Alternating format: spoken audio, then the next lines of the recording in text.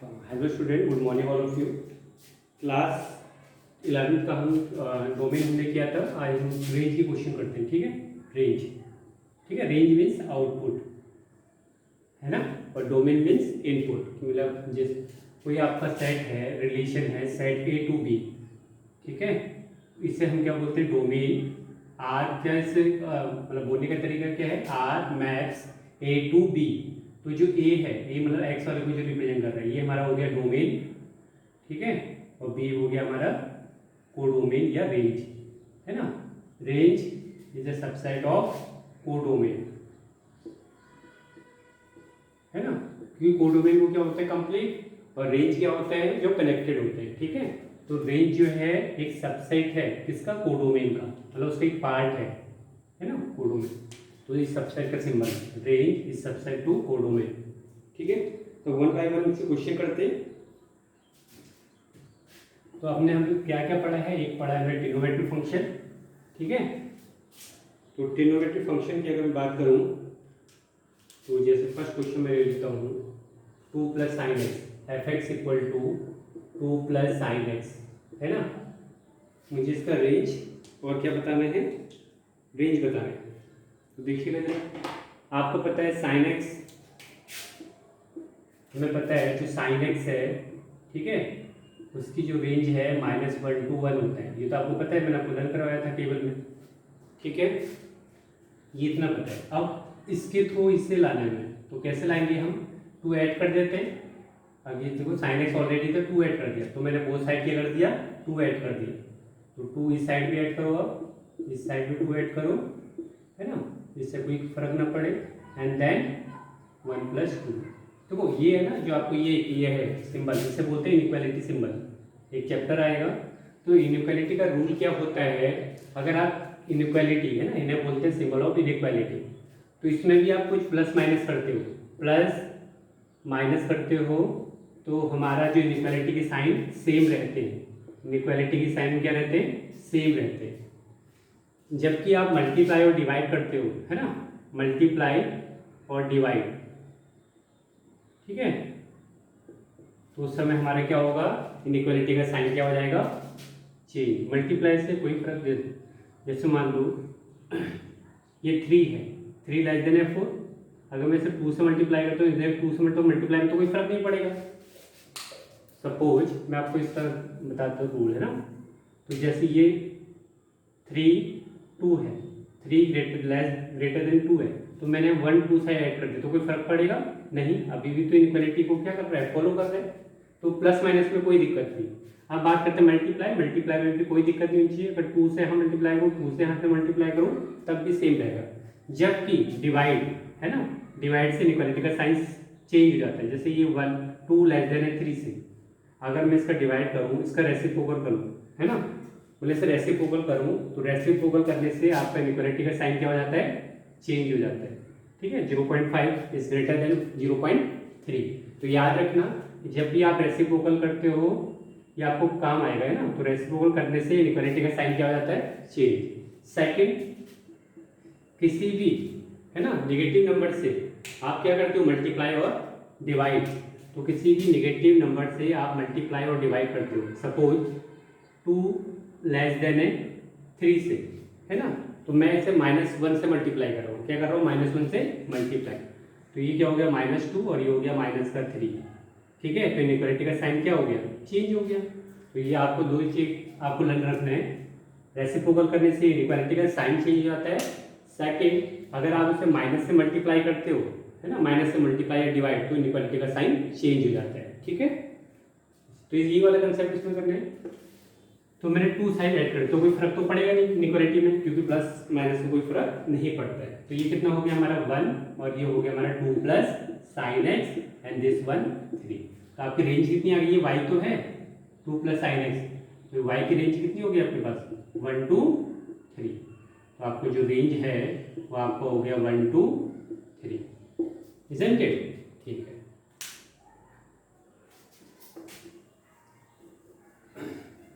अगर मैं बात करूँ रेसिप्रोकल का, मैं वो ले लेता हूँ example, F X equal to 1 - 3 2 cos x, 1 - 3 2 cos x। ठीक है। तो सबसे पहले आप cos x पे वो करो, है ना, ये हम मेथड 1 देख रहे हैं ट्रिग्नोमेट्रिक फंक्शन के लिए। तो cos x आपको पता है क्या होता है, इसका डोमेन जो रेंज होता है -1 से लेके 1 तक होता है, ठीक है। अब देखो -2 cos x, धीरे धीरे करके हम आगे की तरफ पढ़ेंगे। -2 से क्या करो, मल्टीप्लाई, -2 से क्या कर दो, मल्टीप्लाई। तो -2 से मल्टीप्लाई किया तो दिस बिकम्स 2, ठीक है। इनइक्वालिटी का साइन क्या हो जाएगा, चेंज, क्योंकि -2 से मल्टीप्लाई कर रहे हो। ये हो जाएगा हमारा -2 cos x, और ये हो जाएगा हमारा इनइक्वालिटी का साइन चेंज हो जाएगा। -2 से मल्टीप्लाई किया तो माइनस का 2, ठीक है। अब 3 ऐड करना है, धीरे धीरे करके पढ़ो। तो ये हो गया 3 ऐड करो तो 2 + 3 5, डायरेक्ट कर रहा हूँ 5, and this is 3 - 2 cos x and this 1, ठीक है। क्या ऐड किया था, 3, तो 3 - 2 1, ठीक है। अभी ये आपका वो नहीं आएगी, इसे रेसिप्रोकल करना पड़ेगा, तभी तो आपकी रेंज आएगी y की वैल्यू, है ना। तो 5 में से रेसिप्रोकल तो 1/5, रेसिप्रोकल करने से इक्वालिटी क्या हो जाती है, चेंज, 1/3 - 2 cos x, है ना।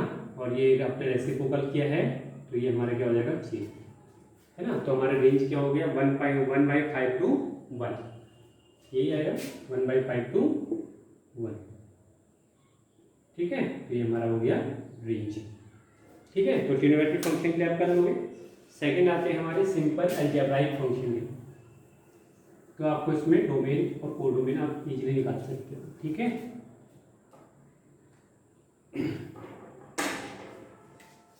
सेकंड है, मान लो कोई अलजेब्राइक फंक्शन है f(x) = सेकंड टाइप है, टाइप 2 है हमारा अलजेब्राइक फंक्शन x²। तो मुझे इसका डोमेन निकालना, तो उसका रूल क्या होता है कि आपको y को x के टर्म्स में आपको क्या करना है। तो फर्स्ट क्या है आपका, ये y तो है, y = x², तो y को x को y के टर्म्स में ले आते हैं। तो x = क्या हो जाएगा, √y, है ना। x = क्या हो जाएगा, √y, ठीक है। तो ये सेकंड स्टेप क्या होता है, आप चेक करो कि y की पॉसिबल वैल्यू क्या क्या हो सकती है।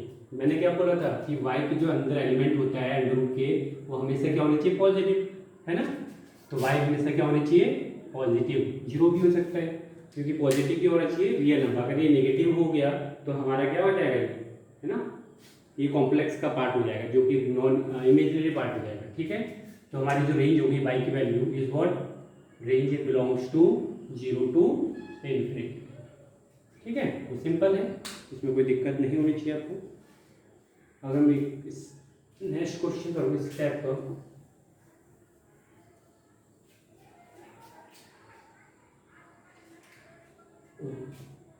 f(x) = √x - 2 ले लेता हूँ, ठीक है।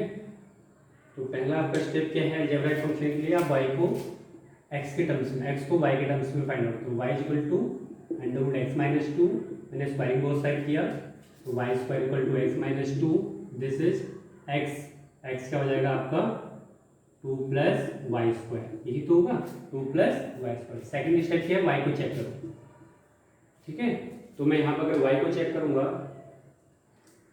तो मेरे पास क्या आएगा, y की वैल्यू कुछ भी रख सकते हैं। देखो यहाँ पे y की वैल्यू आप कुछ भी रख सकते हैं, क्योंकि कुछ भी रखोगे स्क्वायर में से पॉजिटिव वैल्यू देता है ना। तो एक x का एक जो है मतलब रियल पार्ट ही मिलेगा, तो y की वैल्यू आप कुछ भी लिख सकते हैं, ठीक है, y > 0।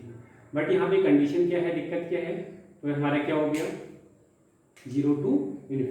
तो हमारा जो रेंज हो गया इज बिलोंग्स टू 0 to ∞। अब थर्ड पॉइंट आपने क्या देखना है, वैसे थर्ड पॉइंट की जरूरत नहीं पड़ती ज़्यादा, मतलब एक बार थर्ड में हम चेक कर लेते हैं कि जो हमारा y है ये हो गया क्या है 0 to ∞, ठीक है। हाँ, मैं आपको एक नोट बता देता हूँ ना, जो कि आपको जरूरत पड़ेगी। एक है हमारा x² = 25, ठीक है, एक है हमारा x = √25। दोनों के आंसर क्या क्या पॉसिबल है। तो इसको जो आंसर पॉसिबल है फर्स्ट वाले का, इससे हम बोलते हैं स्क्वायर फंक्शन, इसे हम बोलते हैं स्क्वायर फंक्शन, ठीक है। इसे हम बोलते हैं स्क्वायर रूट फंक्शन, इसे हम बोलते हैं स्क्वायर रूट फंक्शन। तो इसकी वैल्यू आएगी x = ±5, ठीक है, और इसकी वैल्यू आएगी x = 5, मतलब ये खाली पॉजिटिव वैल्यू देगा, क्या देगा, पॉजिटिव वैल्यू, ठीक है। अब बताओ ये हमारा जो y है ये स्क्वायर फंक्शन है या स्क्वायर रूट फंक्शन है। This is square root function, तो ये हमेशा क्या करेगा, पॉजिटिव वैल्यू, तो पॉजिटिव वैल्यू मतलब 0 to इन्फिनिटी। ठीक है, एक अंडर रूट का क्वेश्चन और ले लेते हैं जिससे आपको थोड़ा इजी रहे। हाँ, y is equal to under root N minus X square, F X equal to under root N minus X square. देखो क्या करना है इसमें, सबसे पहले आप y को x के टर्म्स में लाओ, x को y के टर्म्स में, तो y is equal to under root N minus X square, ये हो जाएगा Y square equal to 9 minus X square. ठीक है, तो यहाँ से एक्स स्क्वायर, एक्स को वाई के टर्म्स में, तो X square equal to 9 minus Y square. ठीक है, इजंट इट। और मैं यहाँ से अगर मैं एक्स को रिमूव करूँ यहाँ से स्क्वायर रूट, तो ये बन जाएगी ये। ठीक है, तो पहला स्टेप आपने क्या किया, एक्स को वाई के टर्म्स में आपने सॉल्व किया। फिर सेकंड स्टेप क्या होता है कि वाई की वैल्यू क्या क्या पुट कर सकते हैं।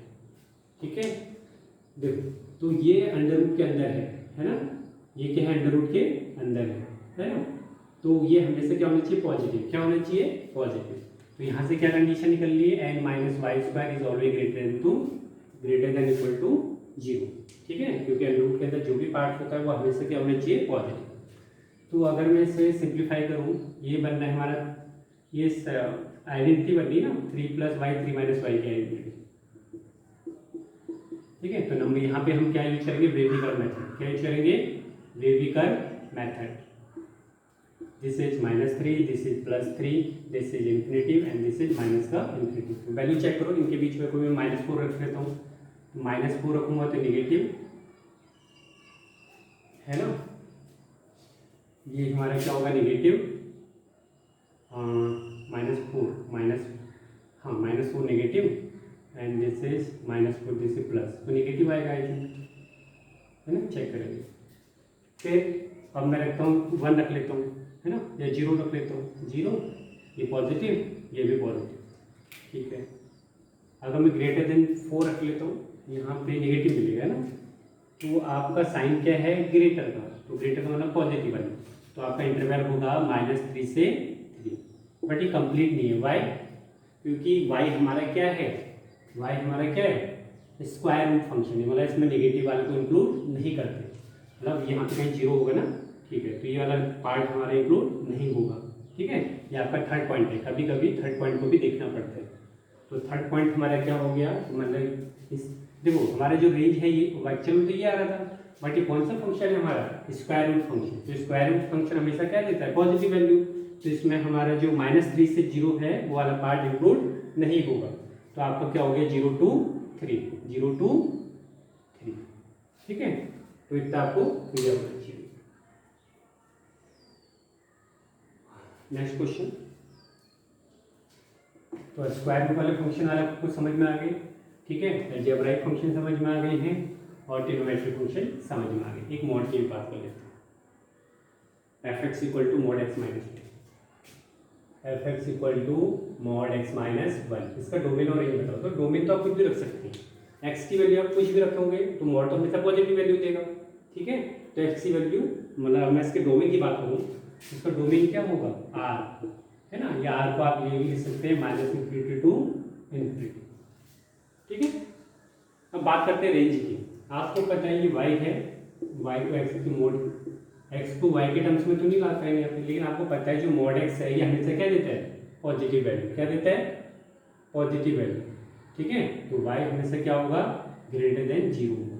ठीक है, ये आपका हो गया 0 to ∞। ये हमेशा पॉजिटिव वैल्यू देगा ना, x की कुछ वैल्यू तो 0 to ∞, 0 to ∞, तो इसमें कोई दिक्कत नहीं होनी चाहिए।